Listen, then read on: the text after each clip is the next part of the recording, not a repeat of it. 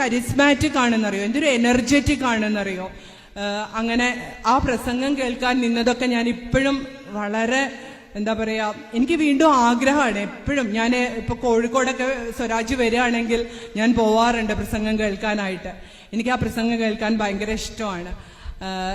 ആകെ ഒരു വ്യത്യാസം എന്ന് പറയുന്നത് ശീലിച്ച രാഷ്ട്രീയത്തിൽ നിന്ന് മാറാനുള്ള ഒരു ബുദ്ധിമുട്ട് മാത്രമാണ്.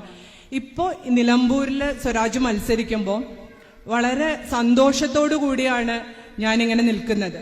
ചുങ്കത്തറ മാർത്തോമ കോളേജിൽ വ്യത്യസ്ത ചേരിയിൽ നേർക്ക് നേർ നിന്ന് പോർമുഖങ്ങൾ തുറന്നവരാണ് സിന്ധു ശങ്കറും സ്വരാജും. സ്വരാജിനേക്കാൾ 2 വർഷം സീനിയറായിരുന്നു കോളേജിൽ സിന്ധു ശങ്കർ. SFI നേതാവായ സ്വരാജിന്റെ പ്രസംഗം കേൾക്കാൻ KSU നേതാവായ താൻ പോകുമായിരുന്നു എന്ന് പറയാൻ സിന്ധു ശങ്കറിന് ഇപ്പോഴും മടിയില്ല.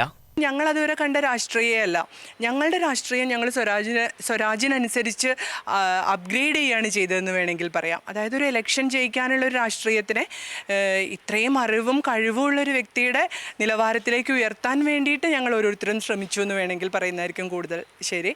സ്വരാജ് രാഷ്ട്രീയത്തിൽ വലിയ ഉയരങ്ങളിലെത്തുമെന്ന് അന്നേ പ്രതീക്ഷിച്ചിരുന്നുവെന്ന് സിന്ധു ശങ്കർ പറയുന്നു.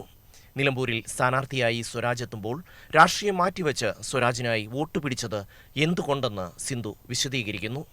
സ്വരാജ് എന്ന് പറയുന്നത് ഒരു നമുക്ക് അന്തസ്സോടുകൂടി വോട്ട് അഭ്യർത്ഥിക്കാൻ വരെ പറ്റുന്ന ഒരു തരം വ്യക്തിത്വമാണ്.